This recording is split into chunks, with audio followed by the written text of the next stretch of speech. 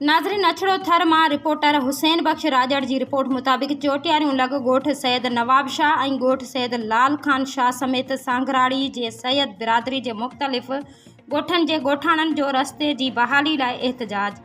लोंगड़ो ढंढ के पयल घारे सबब असांजे ॻोठनि जो रस्तो ॿुॾी वियो आहे। महिरबानी करे ठाहे ॾियो ॻोठाणनि जी सिंध हुकूमत डीसी सांगड़ ऐं चूंडियल नुमाइंदनि खे अपील। तफ़सील मूजिब चोटियारियूं खां उत्तर तरफ़ अछड़ी थर ॾांहुं वेंदड़ रोड ते कुछ अरसो पहिरीं लोंगड़ो ढंढ के पयल घारे सबब मेन रोड टुटी पियो हो, जिनकी अञा ताईं मरम्मत न थी सघी आहे, जंहिं करे ॻोठाणनि खे सख़्त तकलीफ़नि खे मुंहुं ॾियणो पइजी रहियो आहे। उन हवाले सां अॼु सैयद फ़हीम शाह, सैयद नहीम शाह, अब्दुल लतीफ़ शाह की अगवाणी में ॻोठ सैयद नवाब शाह ऐं ॻोठ सैयद लाल खान शाह के रहवासिन समेत ॿियनि मुख़्तलिफ़ ॻोठनि के ॻोठाणनि एहतजाज कयो।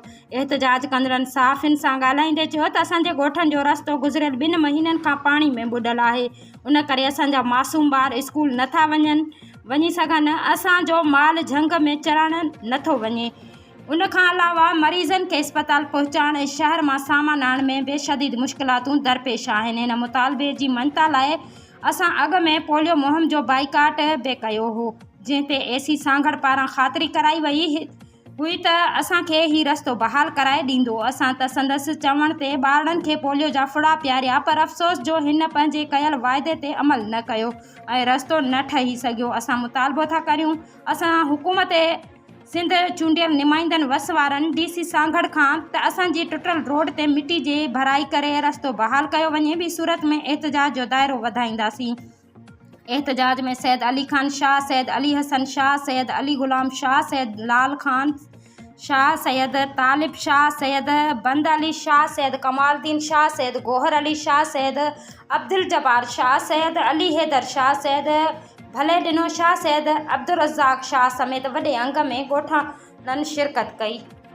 लोंगड़े ढंढ के पहले घारे वट ही जो घारो है वो सांगराड़े का उत्तर ॻोठ लाल खान शाह, ॻोठ सैयद नवाब शाह ऐं ॿिया भरपासे जा ॻोठ आहिनि, उन जो रस्तो बिल्कुलु हिते बंदि लॻो पियो आहे। ही रस्तो आहे, तव्हां पोयां कैमरा जे अॻितां ॾिसी सघो था, ही रस्तो आहे जेको उत्तर वञी चूंडके वारे रस्ते सां मिले थो। इन विच में हज़ारनि जी तइदाद में आबादी आहे, हज़ारे माण्हू हज़ारे घर रहनि था।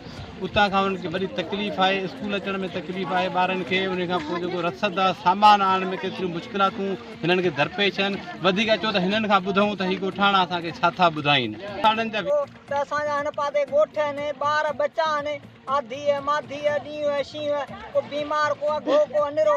हाणे असीं ढंढ असांजो रोड मेन रोड हो, वो चूंडके था हुन गेजे, वो रोड असांजो ॿुॾी वियो, अॾे लुड़ी वियो, अॾे चिप थी वियो। हाणे असांजा ॿार बच्चा दर बदर, माल दर बदर, बनियूं ॿुॾी वियूं, ॻोठ ॿुॾी विया। असांजो मुतालबो त भला गस त असांखे ठाराए ॾींदी।